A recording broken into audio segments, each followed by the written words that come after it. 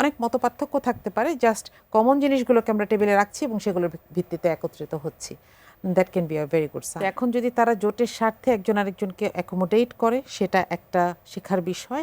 আসলে নির্বাচনের সময়টাতে যে জোটগুলো হয় তাদের সামনে একটা জিনিস থাকে যে আমাদের হয়তো সবগুলো জায়গায় একসাথে মিলে যাবে না, কারণ সবগুলো মিলে গেলে তো দলগুলো মিশেই যেত, তাই না? তো আমাদের সবগুলো জায়গায় মিলে যাবে না, কিন্তু কিছু উদ্দেশ্য এক হবে। হ্যাঁ, এটা হয়তো আমরা ইশতেহার আসলে আরও দেখব। ভাই যৌথ ইশতেহারের কথা বলছিলেন, তো হয়তো এরকম দেখা যাবে যে সেখানে একটা বড় ধরনের ওভারল্যাপ আছে, যেগুলো কমন ইন্টারেস্ট তারা বাস্তবায়ন করতে চায়। ইশতেহার কি আসতে পারে, আপনি কি মনে করছেন? আমাদেরকে অপেক্ষা করতে হবে এটার জন্য, আমার মনে হয়। তো কিন্তু এখানে একটা ব্যাপার হচ্ছে যে কে কাকে কিভাবে অ্যাকোমোডেট করছে, এখান থেকে কিন্তু আমাদের কিছু টেক আছে।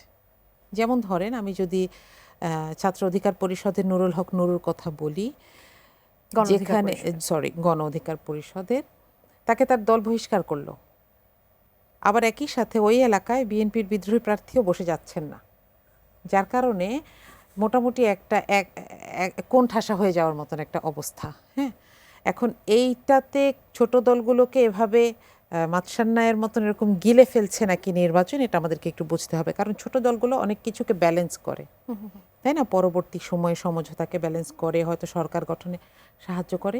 তো 11 দলের ক্ষেত্রে যেটা বলছেন, ফিকহি পার্থক্য ইসলামী দলগুলোর মধ্যে এখনও আছে, আগেও ছিল। ফিকহের বিষয়ে যে পার্থক্যগুলো, ইসলামের বিভিন্ন আন্ডারস্ট্যান্ডিংয়ের বিষয়, কিন্তু তারা কিন্তু আগেও দল করেছে। 2001 নির্বাচন আমরা দেখেছি যে 4 দলীয় ঐক্য জোটে 2টা বড় ইসলামী দল একসাথে ছিল।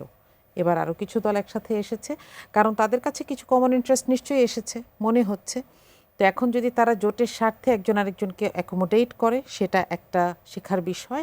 আরেকটা আমি বলবো যে এনসিপির মতন একটা নতুন দল, সেটা আসলে জোটকে কি দিতে পারবে, তার চাইতে বড় কথা হচ্ছে জোট তাকে অ্যাকোমোডেট করছে, এটার পেছনে একটা উদ্দেশ্য আছে। আমার মনে হয় জুলাই যোদ্ধাদেরকে, অন্তত কিছু মানুষকে সংসদে পৌঁছে দেওয়ার একটা উদ্দেশ্য এখানে আছে। তো আমি এটাকে ভালো দৃষ্টিতে দেখতে চাই। ফিকের যে বললেন যে এর আগেও আসলে মতপার্থক্য ছিল এর আগের জোটগুলোতে, এবারে আসলে কোনটা বেশি প্রাধান্য পাচ্ছে? ধর্মীয় বিষয়টিকে বেশি প্রাধান্য দেওয়া হচ্ছে, নাকি রাজনীতিটাকে বেশি প্রাধান্য দেওয়া হচ্ছে, নির্বাচনী বিষয়টাকে বেশি প্রাধান্য দেওয়া হচ্ছে? দেখেন, ইসলামকে যখন আমরা কনসিডার করি, ধর্ম আর রাজনীতি কিন্তু দুইটা জিনিস না। একজন ধর্মীয় রাজনীতি করার মানে হচ্ছে সে ধর্মের লেন্স দিয়ে মানুষের সমস্যাগুলোকে সমাধান করার চেষ্টা করছে, এটাই তো রাজনীতি, রাইট? তো সেখানে এই দলগুলো, বিশেষ করে জামাত ছাড়া বাকি দলগুলো কিছুটা কি বলবো, নির্দিষ্ট কিছু গণ্ডির মধ্যে ছিল। তারা এবার পাবলিক প্লেসে আসছে, জনপরিসরে এসে নিজেদের সমর্থন খুঁজছে, জামাত সেখানে সহায়তা দিচ্ছে। তো এখানে বলা যায় যে এখানে একটা অ্যাকোমোডেশনের একটা ব্যাপার আছে।